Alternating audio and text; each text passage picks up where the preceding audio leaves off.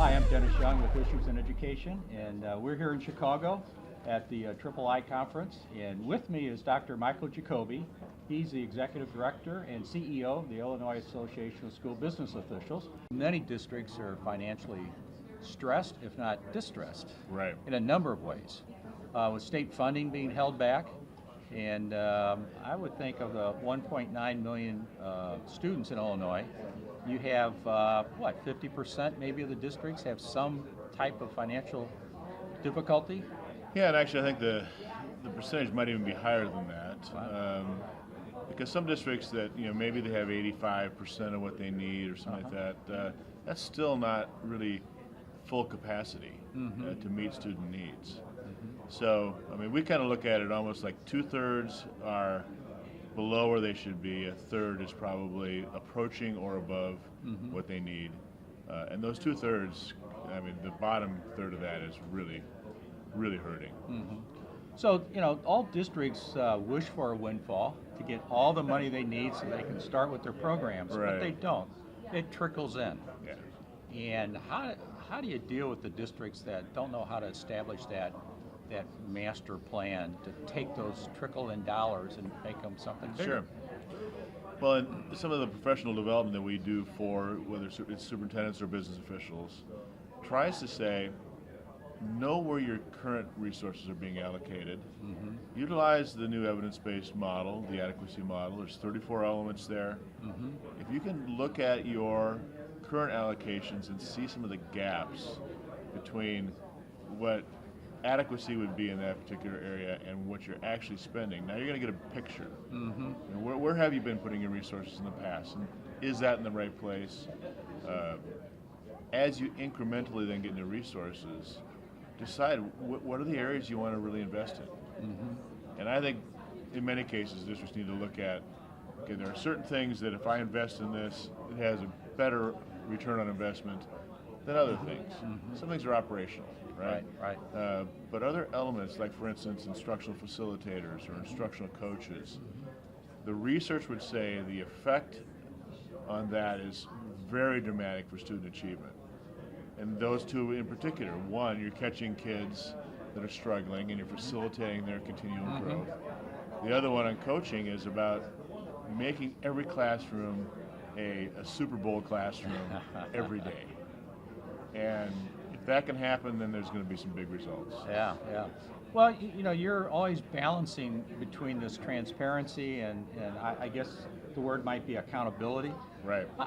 How do you? That's a tough thing to balance. It is, and I think even as we were working through some of the legislative dialogue around the evidence-based funding model, we tried very hard to say, on the financial side, you want to be transparent, because if you start forcing accountability into finances, now you're talking about mandates. And telling a district how they have to spend their money becomes a mandate. And because this is an incremental process with funding, they're not getting it all at one time, so you have to make some decisions where you're going to put those resources. But if you're mandated to increment them across 34 elements and some small little sliver of dollars, that wouldn't have impact. But accountability is really on student achievement. How are kids learning? What's their place? And, right now we've got new accountability measures in Illinois that have been passed. We're part of Vision 2020 and kind of developing that. And one of the components of that, which was very successful, we call it a balanced accountability model, where you have more metrics than just the one standardized test. Now there still is a standardized test in the middle of all that. Yes. But you can look at attendance, you can look at teacher attendance and all of that, and kind of look at various elements of student life and use some of those metrics to also kind of frame the accountability framework. But on finances, you want transparency.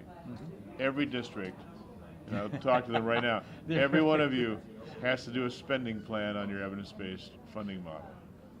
Use that as an opportunity really to communicate with your own community, have a conversation with your Board of Education, together agree on how you're going to invest resources for kids.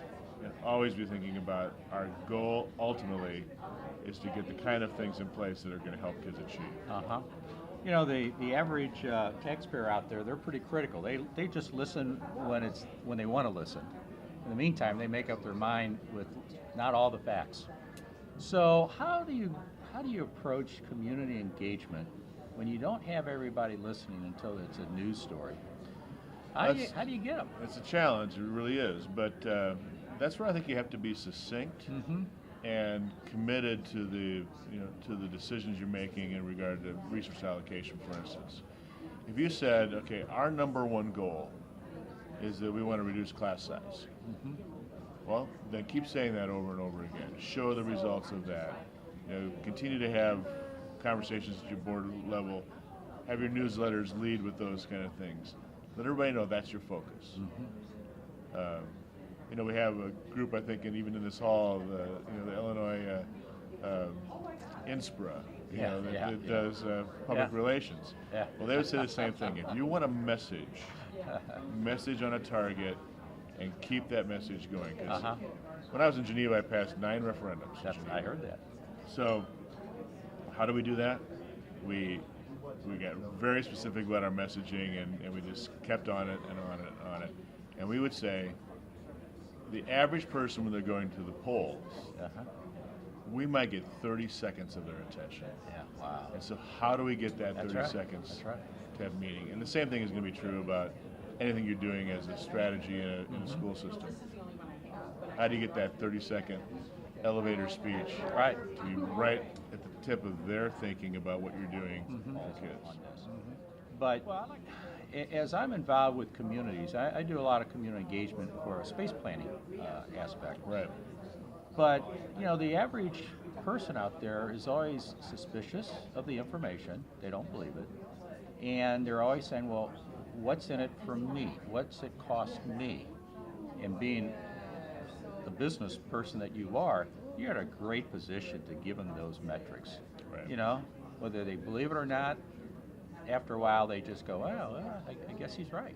I guess that my money is going to some return on investment. Right. Where that's seldom proved.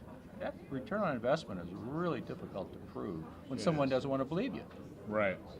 And it's hard. I know even with some of the legislators that were, advocates for the evidence-based funding model, they keep asking the question, when are we going to see the results? Yeah.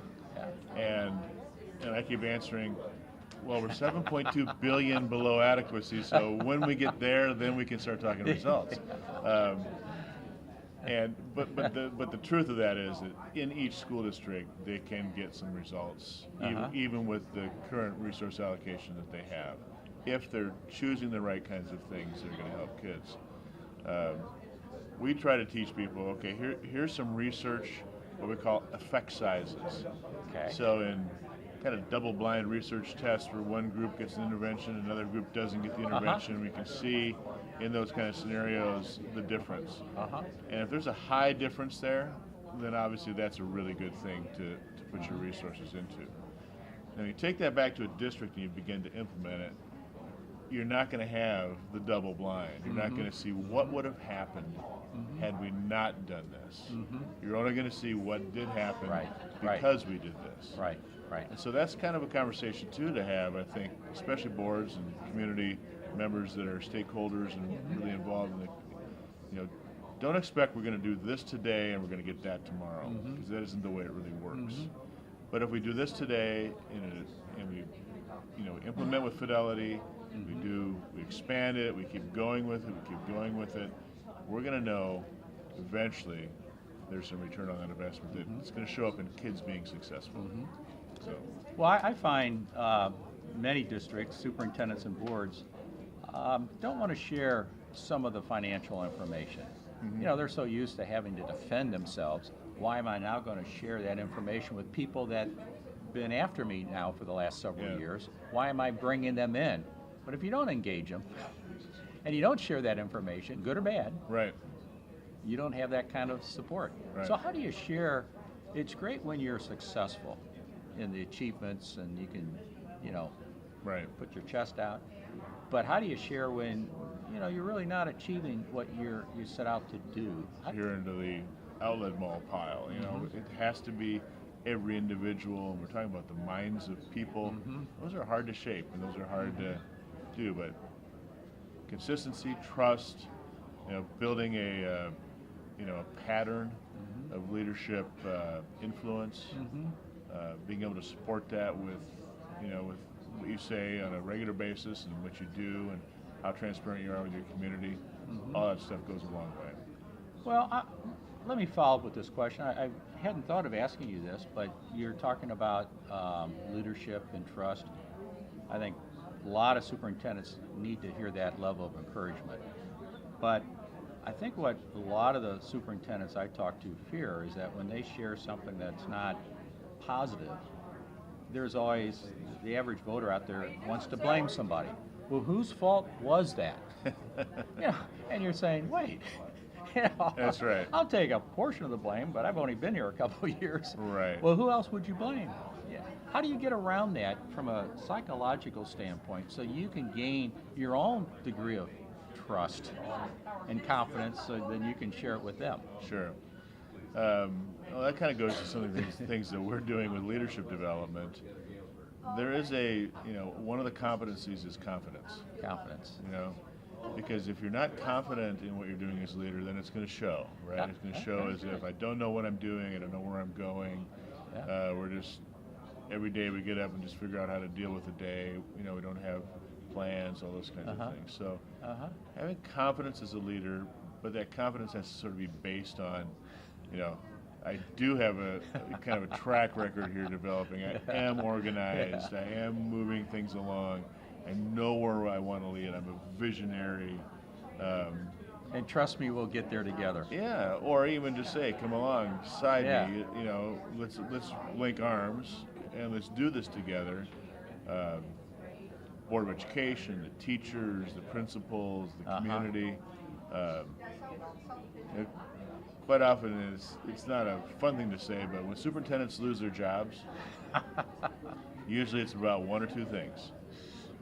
Finances of the district, you're failing, or public relations. Engagement with your board, engagement with your stakeholders, and so forth. If you go back into a hole and you aren't out there having this engagement, likely your career is going to get short in that district. If you aren't dealing with your finances effectively and communicating some of that, what you're trying to do, what your needs are, what you don't have, what you do have, likely then also you're going to have some difficulties down the road.